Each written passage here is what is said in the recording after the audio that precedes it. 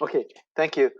Thank you for taking time out of your busy schedule to join our webinar this morning. And then for our LTC long-term care treatment and short introductions, we have myself and and because we have some people new joining us at the Oregon Department of Education within the branch of Office of Enhancing Student Opportunities.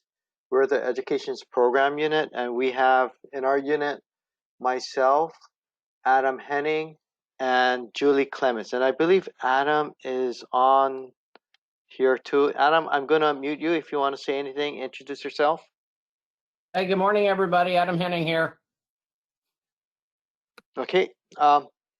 And you have my cell phone number. You can see my cell phone number and my email address. Feel free to contact me on my cell or my email address. And please, for the time being, until we return to the office, don't use my office line. I'm still receiving phone calls on my ODE office line. So please use my cell phone number if you need to reach me. Don't call my office line.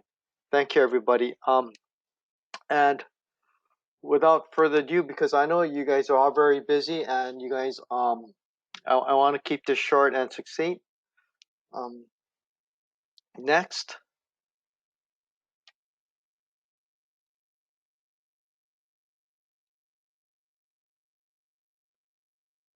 And I need to increase. Okay. Next slide. Okay. So our next meeting, as I shared last, I guess last school year, our next meeting is on Friday, November 20th, 2020, and for then after that is February 26th, 2021, then 9 a.m.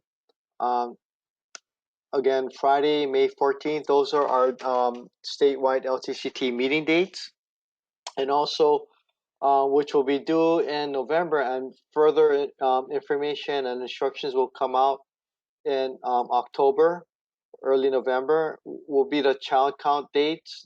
This is when we ask for your enrollment on these 6 dates and the number of school days that were there last year. And this is something that we have to do annually to get our Title I D count. So these are very important dates that everyone should have on the calendar. And are there any questions on this? And I'm gonna unmute everybody. Any questions on this? Sam, did you send out the links to the statewide meetings? No, I do. I normally send it out via email right before the meeting. I don't. And the reason why I do that is because sometimes the links may change. Yeah, gotcha. That's fine. Yeah, I just wondered if you'd already done it yet. Yeah, and what other people have asked is if I could send them a calendar invite instead of a link via email. And I found that when I did that in the past, people have said don't do that because they don't plan on joining and so forth. So that's why I don't send a meeting invite. It was based on feedback when I used to do that. So that's why it's via an email. Yeah, no, that's fine. I just want to make sure I didn't miss something. Yeah. Okay. If there's any other questions on the dates, and also if you're unable to participate live, I always record the sessions, and in the following week I post it on YouTube and I send the email link out with the attachments that I cover. Okay. If there are no other questions, I'm gonna move on to the next slide. And we did our intro, and now because everyone is unmuted, now's a good time for everyone to share on how things are going. And then the reason why I felt this was important is to help problem solve and to help each other understand what each other are going through. And then I talked with one school district that had an LTCT, and then I wouldn't say they're struggling. They have some challenges, and they're wondering how other sites are doing and so forth. And I shared that their site is not the only site that has challenges. There's pretty much a lot of LTCT sites, and also JDEP and YSEP sites are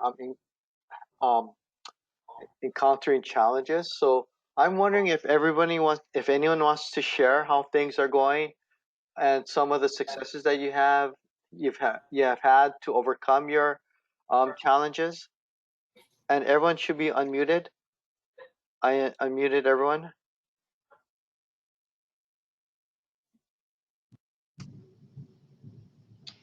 Hey Sam, it's Amy Joint. I'm happy to just share a little bit of some exciting news that we've got going on in Central Oregon. Thank you, Amy. Can you hear me? Hi. I just see initials, so I'm not sure who I'm looking at. But so in Central Oregon, we've had a difficult time finding a stable mental health provider, and right now we're really excited because we have our local CCO, contributing financially to LTCT and the mental health portion, and we have a brand new mental health provider that will be moving over from the Valley to support us. The idea is that we have more stability in the region, more accessibility, for this much needed population and challenging group of students. So a lot of changes, and Sam has been nothing but supportive in this process, but we'll have CCO and a new mental health provider. And that's exciting. Thank you. Thank you, Amy. Anyone else want to share? And then and another school district, unfortunately, they lost their mental health funding, but their school district and their school district superintendent found it within their school district general fund to make up the loss of their mental health funds. So that's another success one of our other school districts overcame during the summer. And I don't know if they want to share.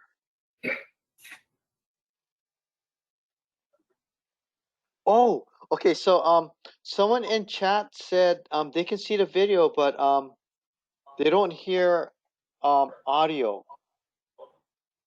Are people okay with they can hear, right? If people could say yes in chat or audio.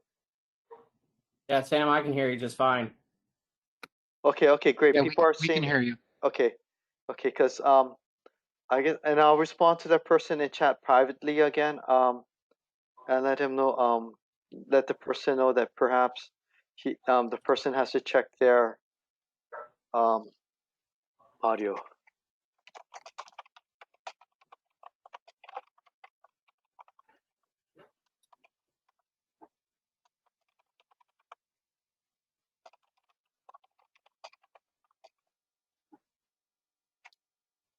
Okay, great. And then also great. Krista Slaughter from Forest Grove said 95. Wow, 95% attendance. That's great. Adopted Zoom, maintain use of bell schedule, lots of trainings. Great to hear, Krista. 95% attendance. That's great. Anyone else wants to share? Sam, this is Jean Orr from LBLESD. Good morning, Jean. Morning. Yes, we're doing comprehensive distance learning for our LTCT programs. It's going pretty well. We're getting pretty good attendance. We have had some technology issues with some of our software vendors. One of them being GoGuardian, which, as I understand, we used last year and it worked really well. This year, I guess that they had so many customers that signed on that it crashed their system. They grew by over 500%. And so they're working hard to get their servers up and running. And so as of yesterday, it was working much better. but it is a work in progress around technology. But I have to say that the staff are doing really well and collaborating with the mental health providers to implement CDL on the unit in the classrooms. Great. Thank you, Jean, for the update. And I can't remember. Did I forward everyone the mass email about hotspots being available to students um, low income? Hopefully, I did. Um, yeah, there are multiple programs where a lot of cell phone companies are now providing service at a discounted rate. I hope I did. Um, does anyone else want to share some of the successes or maybe you don't it doesn't have to be success or a challenge that they have and that perhaps others could help problem solve? Sam, it's Chris Betneski with IMESD. I think like everybody else, we're starting to get or everybody else that's spoke up so far, kind of getting our feet underneath us a little bit, having some decent success with engagement with students. We are working through connectivity issues, things like that, but things seem to be improving. Our teachers are doing a good job of I think trying to do things that are engaging for students at home. We have a lot of students that can't sit at a computer and pay attention to the screen for long periods of time. And so we're chunking it and just kind of rolling with the punches that way. And so we're just piecing through a lot of individualized approaches. And so we are also doing some limited in person, and we are thinking that in a couple of weeks we'll be able to kick up some more limited in person time, as our metrics out here have vastly improved and things like that. So things are going pretty well overall. Thank you, Chris. Yes, and I hope the smoke from the valley doesn't impact you guys too much as it moves east. It's been terrible. It's been awful. We've actually had to send, basically send staff home at different schools and all this kinds of stuff. It's been awful, but it seems to be clearing a little bit. So hopefully we're through it, most of it. Yes. Yep. The smoke. Yep. And then hopefully all of you got a good night's rest. Like the thunder last night didn't wake you. At my household, it woke us up twice. The thunder was really loud, so which was welcome. We need the rain, so hopefully people are not too negatively impacted by the weather.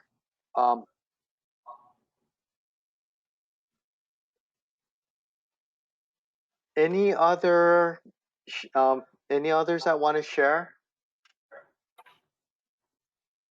Hey, this is Russ Romas from Cordero School here in Tigard, and I can share a quick win. We are doing distance learning, of course, but we've got our students there in a classroom with some of the residential treatment staff. And so what we've done is set up a web conference camera in the front of the room right over the top of a big projector screen. And so the students can see the teacher projected nice and big there at the front of the room, and the teacher actually has access to the whole room and space and can see all the students. So we're, instead of just doing like a laptop, face-to-face kind of a model, it feels a little bit like classroom instruction, which is working real well for our students, and we're grateful for that technological solution. Great, thank you, Russ. Yep, having a camera in the front, yeah, of the class, that's pretty cool. And Lisa Bates from Northwest Regional ESD from Levi Anderson, which is perhaps more known as St. Mary's. She put in chat, they have 90% attendance rate. Students are working on Canvas, Zoom with their teachers, and most challenging area is keeping students on the school sites only. Yes, I think some of our students are mischievous. And I have a college sophomore and a high school senior myself, and then keeping them on track is also a challenge for our family too. Yes, and I know some of our students they like to wander off on the internet. Thank you, Lisa. Anyone else want to share?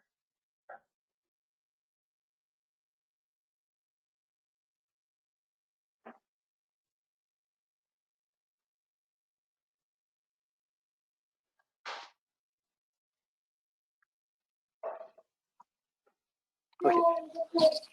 Hi, I'm sorry, Sam. This is Max. I wanted to just jump in real quick.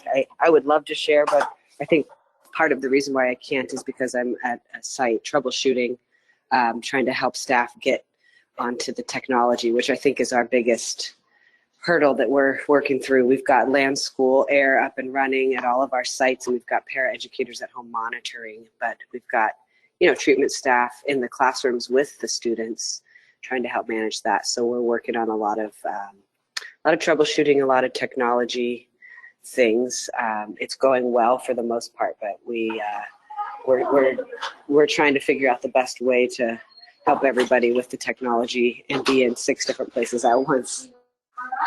So that's where we're at in Darton, and I'm gonna have to mute myself again and head back into the classroom. Okay. Thank you, Max. Max is the vice principal for the DART schools, which is in Portland Public Schools, where they have right now 8 day and residential treatment center. Thank you, Max, for sharing. I'd be happy to share, Sam. This is Sarah from MESD Winwatts School. Okay, thank you, Sarah.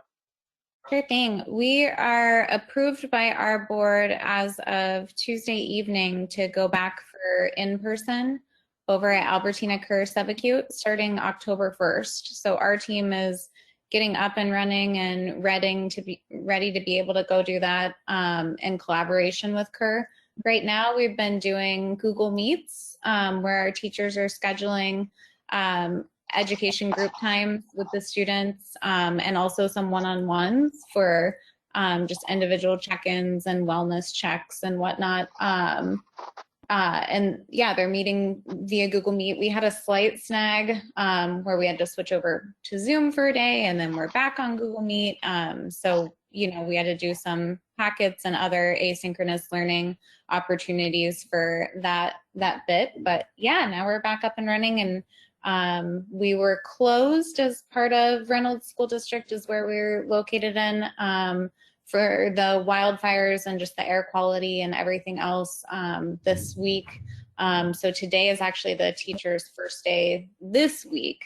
They've already been instructing before through the Google Meet, but they're back today. And so I know they're feeling that excitement and rush to do lots of things with all the changes that have taken place with the students in terms of new admits and discharges. So, yeah. Thank you, Sarah, for the update. Yes, I'm glad your school district, your school board, ESD board, yeah, approved your plan for in-person instruction. Yeah. Yeah. Thanks, Sam. Mm-hmm. Anyone else want to share?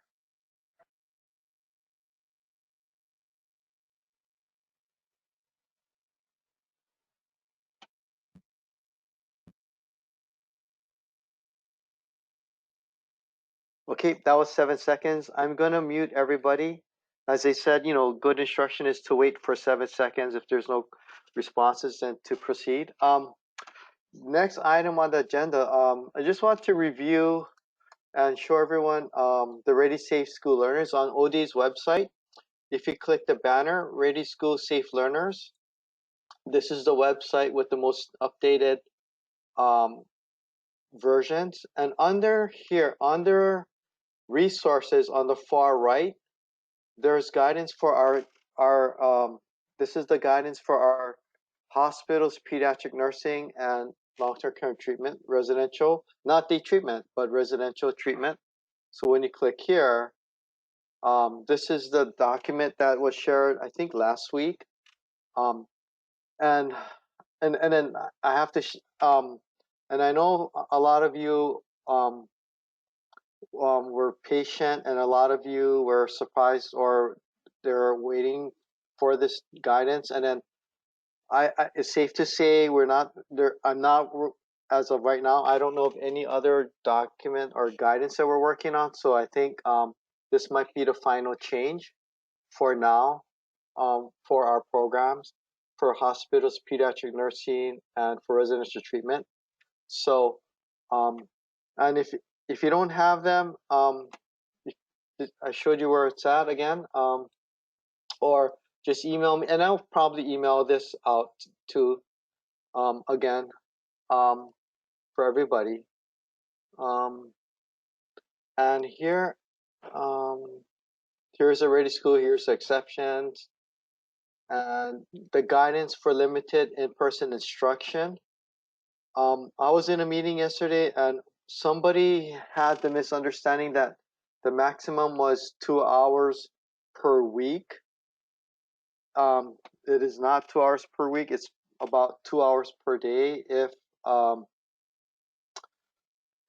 your county meets the metrics and so forth. So, but then for residential, it's independent. But then you're not compelled to do in person for residential. Work with your school district, work with your partners, and so forth. So I'm gonna unmute everyone. Does anyone have any questions? Hopefully this guidance is not new to everyone.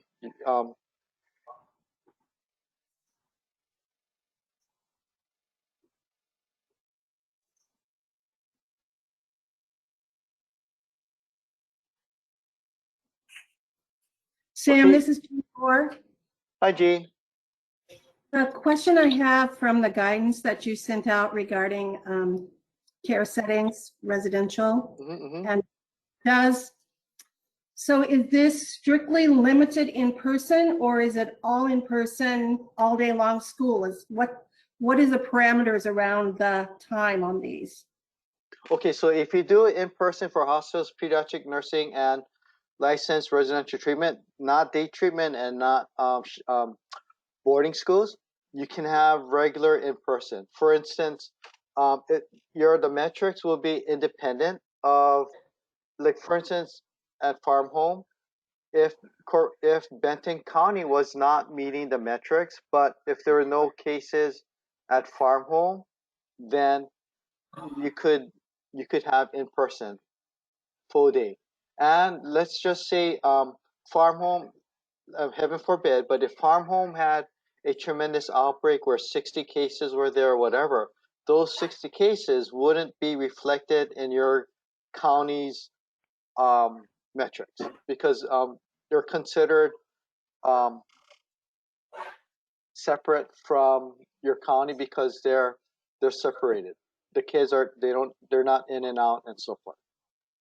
Okay, so this document refers to residential settings, but not to the day treatment? Yes, Is that because day treatment students have access to and exposed to community spread, and so then day treatment would be very similar to like in person 2 hours a day, meeting the COVID metrics and so forth. Because But we residential kids are there, they live there. Okay, so for residential, as long as those conditions that you've listed near the bottom of the page, the 3 conditions, then if those are good, then you could go to in-person for residential for all day school, not just for the limited in-person. Yes.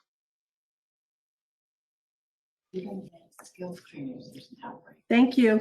Oh, one more question, Sam. Sure. When it says there have been no confirmed cases of COVID-19 among school staff or students in the past 14 days, it says school staff.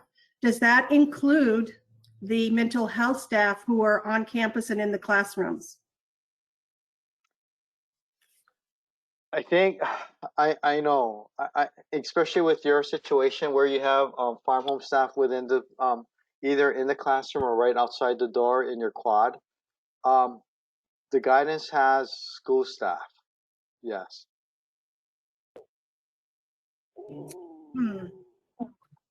Yeah, that's problematic.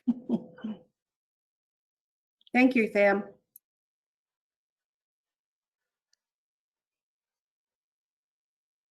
Any other questions?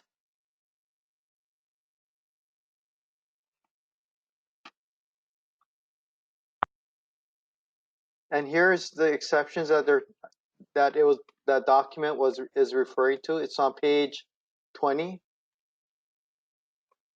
Yep. Okay. And I'm gonna mute everybody. Okay, next on our agenda is our draft legislative document. It was emailed out, I think, this week, and we're asking people for feedback. And I've received some feedback already. And then what I normally do is once I receive everyone's feedback, what I do is I compile a list, a document, and here's the document, and then I normally forward it on and so forth. And some of the feedback that I have received are if they wanted more clarification on, for instance, the current statute, um, on number 6, which we didn't address, they wanted clarification on 14 days notice. For instance, is the 14 days calendar days, working days, school days? So they're asking if, since we're examining reopening, the statute, if we could ask, for greater clarification on 14 days notice. What is days? And also, another school district said, for number 6, um, they're not getting it. They're not receiving the notice from um, our state agencies that kids are going to be released. So what if they added to the list also the residential or day treatment programs? If not the state agencies, if the programs could give the school districts notice that students are being dismissed from the program. Yep. And it talked about, another asked about, and then someone said thank you. And then one of the reasons why we wanted to put this legislative concept in is for the definition of residential treatment. There's OHA, DHS, and OIA listed, but for the definition of eligible day treatment, only OHA is listed. And we felt that was an oversight, because also here, in number 6, it has OHA, DHS, and OIA.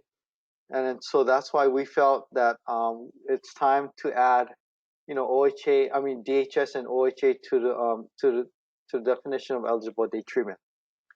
Also, we said we asked to have number 4 revised to include the ability for school districts to request reimbursement from the transportation. And also we asked, and then now here's the background part. The main part is we asked to codify the minimum staffing level. So here's shall be based on ratio staff per student. And here's the background, because I know a lot of people are new. Before 2015, the LTCT was done by slot counts times 1.5 NOE for day treatment, but then residential was 2 times NOE, but that didn't work because a lot of our small LTCT sites and then even our large LTCT sites, their classroom count was very small. You can't have 30 LTCT kids in a classroom. Just there's no way. So that's why they said the classrooms are not generating enough net operating expense from the state school fund to afford a full-time teacher. So during the 2015 legislative session, ODE was given a budget note, and here's the memorandum. And then the budget note was number 3, and here's another version of it. And so the budget note stated, which is our current methodology: 1 teacher, 2 EAs, up to 10 kids per classroom, up to 15, and plus 15%. So after 2015, after that, it was codified into, not really codified, but it was, we put it into OER. Here's a minimum funding statute, but we were advised that's not enough. Even though the minimum staffing formula is in OER, we should actually have it in statute also. So that's why we put in the legislative concept to have this language in. So, yep. So that's our LC. And if you could provide feedback via email by Monday, that way I can get it. I can meet my deadline to give it to our legislative office people. And it's my understanding, and then I did see an email from OIA, Christine Kirk, and then I didn't see the email from DHS's legislative office. So I know it was shared with some of our state agency partners. So I'm going to unmute all for any questions or discussion. Everyone should be unmuted.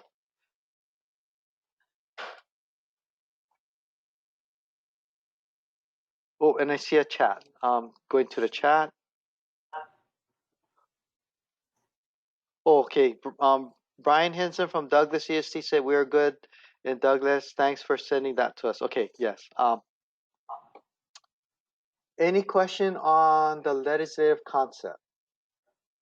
And then also, we also put in a policy option package. So LC, legislative concept, is when you want to ask for a statute to be revised. And a policy option package is when state agencies are asking for supplemental fund or increase in funding in the upcoming biennium. And I'll talk about that in our next agenda item. Any questions about the LC or any discussion?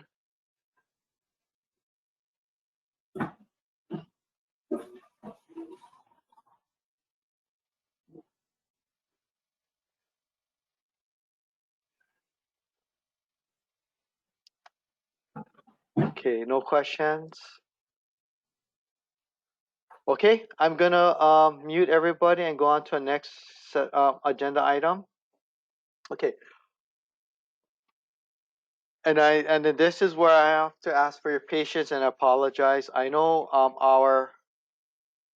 oh, and also about our 2021 allocations. We're still working on it. And part of it is what we're doing is we're trying to find money, and we're trying to find money to help supplement the 2021 amounts because. And then here is the website where you can find where the legislature's actions are. When you go to the OregonLegislature.gov LFO, on the right-hand side, there's recent publications.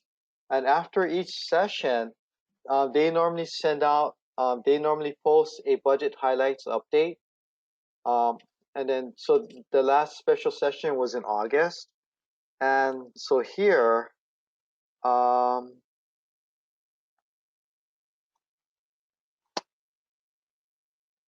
so this is the Legislative Budget Office. This was released in September. And on page 8, it talks about, and is this big enough for people to see? You guys are muted, sorry.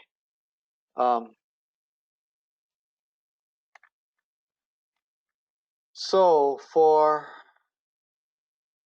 as you could see here, for LTCT and from hospitals, 3.3 million was shifted from general fund to other funds.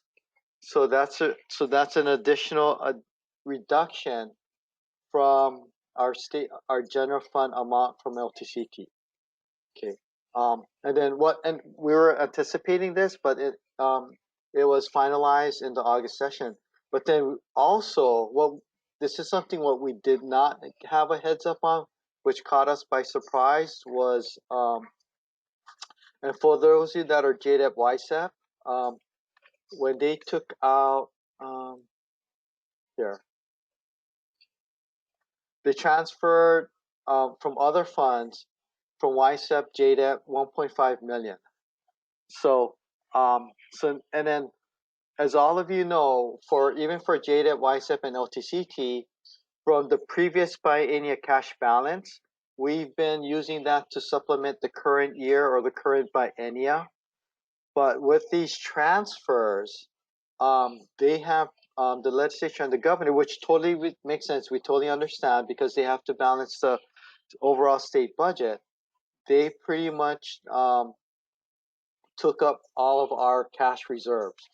So unfortunately for 21-23, unless our policy option package is approved, it doesn't look good for us to be able to continue to supplement in 21-23, because in this biennial they took up all of our cash reserves.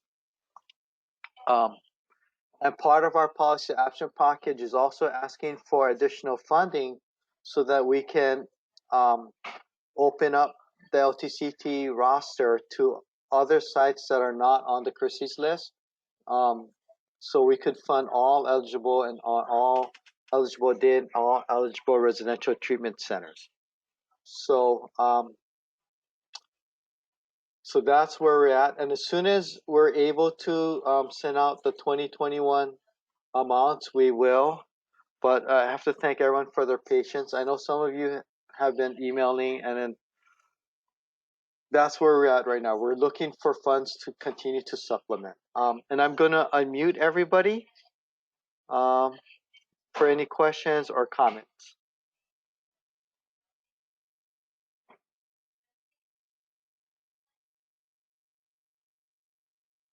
All of you should be unmuted. Hey, Sam, this is David Fender with Salem Kaiser Public Yes, David, Schools. we can hear you. Yes. It's good to hear from you. I just curious, any idea on when we might be receiving those funds for 2021, or is it really just up in the air at this point?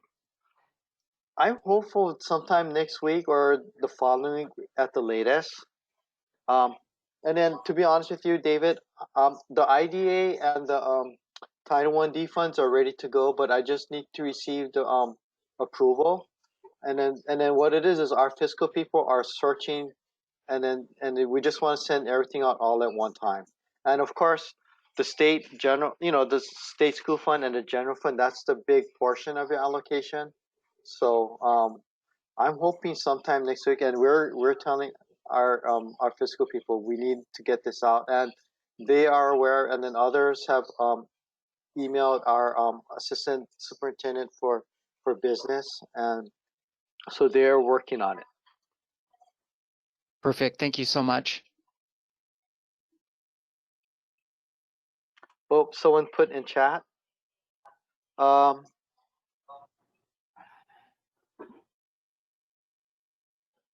Okay, someone said, can we receive allocations as they stand now, knowing they may be adjusted? We would like to know our worst case scenario.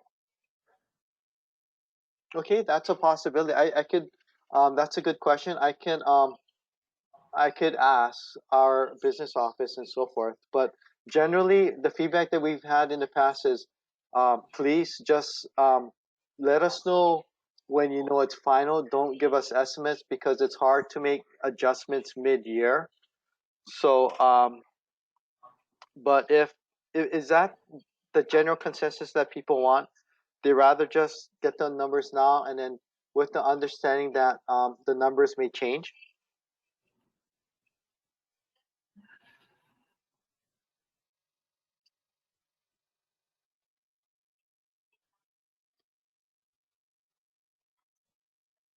Okay, someone said either way.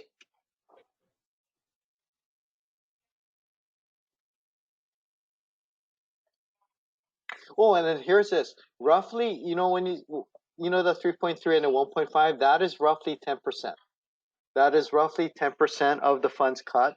And unfortunately, and that this is the thing, if you think about it, 10% out of a biennial funding having to be realized in 1 year, could be 20% because you no longer have the 2 years to absorb the 10% cut. Does that make sense? Does people understand that? Because our biennial funding, perhaps for YSEP-JDIP is 15, and for LTCT is roughly about 37 million. So that's like a 10% cut that has to be realized in year 2, but then that generally is about 20%, you know, because that's 10% of the biennial's amount.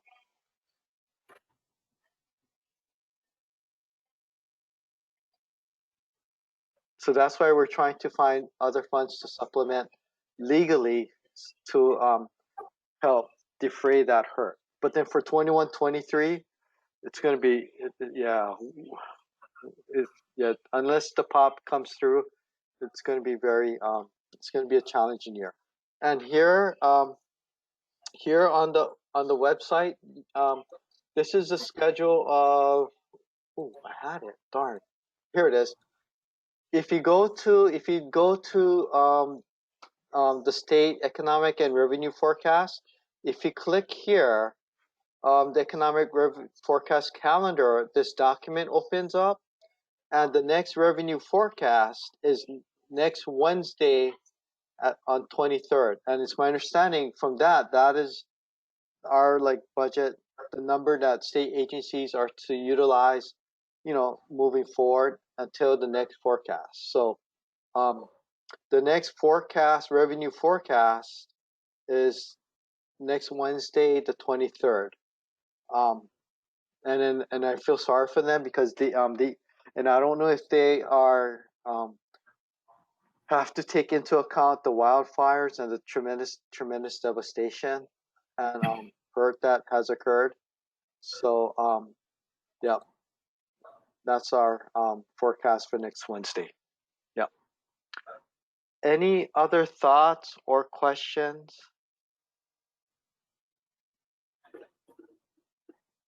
Sorry to be the bearer of bad news, but I felt better to be honest and open and to not downplay things. I think everyone's unmuted. Any other comments or thoughts?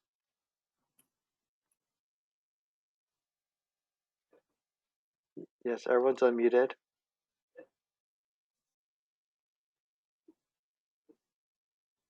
So again, on the LFO's website, if you go click here on the right-hand side, the budget highlights through the second special session, and the document opens up, and then this is the document. Yep. And ours is on page 6.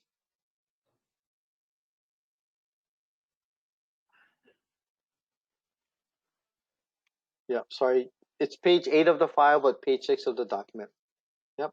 And for JDEP YSEP, it's on page 8. Yep. So basically, whatever cash balance or carryover that was realized from the previous biennia, it was swept for our programs.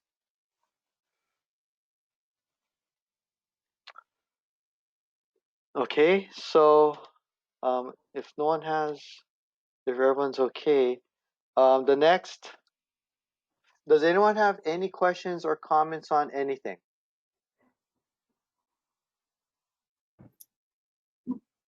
Hi, Sam. This is Krista from Forest Grove. Hi, Krista. I don't know. Hey, quick question. Going back really quick on the legislative concept. Okay. Is there anything that you foresee changing about, because you know our situation with eligibility for programs and funding for the next biennium? Or is this something that we can touch base with later? This is the draft that ODE worked with and the legislature, and then now is the time. Now is the time. Like if you want this draft to be amended, or if you want other language, now's the time to send that to me, and so forth. Okay, because I don't know, maybe it was sent to another administrator, but can you send this to me? Because I do not recall getting the draft. Oh, okay. Did others also not remember getting this email? Um, okay, so this is the email that was sent on Wednesday, 9/16. And just so that I'll send it to you right now. Awesome. Thank you. I appreciate it. Krista, no. Krista, what's your email address again? I'm sorry. It's C C. and last name is Slaughter. Okay, there it is. Okay. Awesome. Thank you. Yeah. Does anyone else need this email?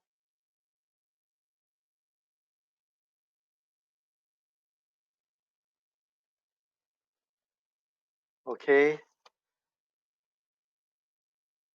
Okay. Yes. And then thank you, Chris. Appreciate the openness. Yeah. Any questions on anything else? Sam, this is Candace from the Child Center, and I sent you an email. I know that the Title I had a report that was due today, but I was just a bit confused as to, was that the assurance doc that we did earlier in the summer, or is that something that got missed being sent out along the way? Okay, that is a very good question, Candace. And here's this. Okay, so everybody, this is the federal, and then this is really good for new people and for experienced people. Everyone, pretty much a lot of people in education are aware of Title I-A, which is for free and reduced lunch, but people are generally are unaware of Title I-D. This is for neglected and delinquent students. Now, and then that's where we get our Title I-D funds from. Now, within Title I-D, there are two subparts. And here, this is the subpart where there's A, state agency subgrants, and B, local subgrants. And then, for instance, LTCT and YSEP are agency subgrants, state agency subgrants, because they're state placed kids most of the time. And JDAP and other programs are local subgrants because they go through the LDA. And also for subgrants for state agency subgrants, they run the Department of Corrections is also eligible, but they have elected not to participate in subgrants. So, and then from here, as you could see here, for state subpart 1, state agency programs, it's a whole bunch of different requirements. Like the application requirement, there's 19, but then for subpart 2, the application requirement, there's only 13, and so forth. So those emails that you receive from the Mass ODE, that is generally for subpart 2, not for subpart 1. So unless you hear from myself or Adam Henning for Title I-D, you can disregard the Mass emails. For subpart 1, Title I-D will come from Adam or myself. Does that clear things up? Yes, it does. Thank you. I was Yes. starting to panic. No, yeah. So remember, so subpart 1 is state agency programs, and that's why they call it CDPR, and then CDPR stands for Comprehensive District Report, Performance Report. Ours is called the CSPR, and that is the State Performance Report. That is that massive Excel spreadsheet, like the number of kids that got credits, got diplomas, participated in, and with the demographic information and so forth. So local agencies is subpart 2, and then yeah. So that email was referring to subpart 2.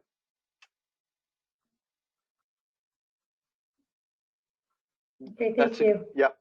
Any other questions? Oh, I just received an email.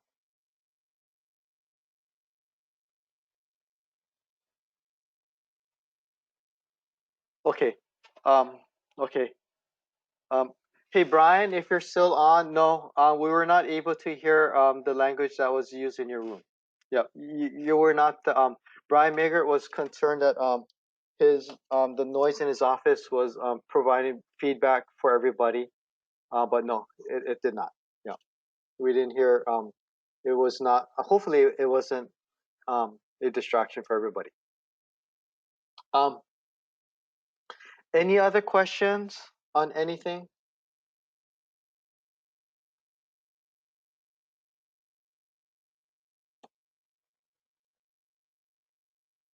Okay, so if there's no other questions, I'm going to end the meeting. Thank you, everybody, for taking time out of your busy schedule. And as always, thank you. And if you have questions, and I know this happens every single time. It even happened this past Wednesday when I participated in the DHS's child care agency meeting. As soon as the meeting ends, like emails come in. So I know some of you will send me email like 5 or 10 minutes afterwards saying, oh, I wish I asked this question and so forth, which is totally fine. So yeah, if you have any questions, feel free to call my cell phone number or email me.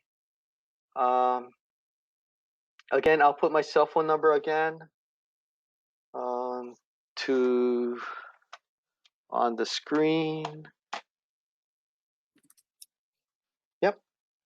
Okay, thank you, everybody. And be safe and remain healthy. Oh wait, someone said something. The deadline is hopefully is Monday 8 a.m. But I'll try to work with you. Yeah. Okay. Thanks, Sam. Yeah. Yeah. Okay. All right. Thank you, everybody. Have a good day. Bye bye.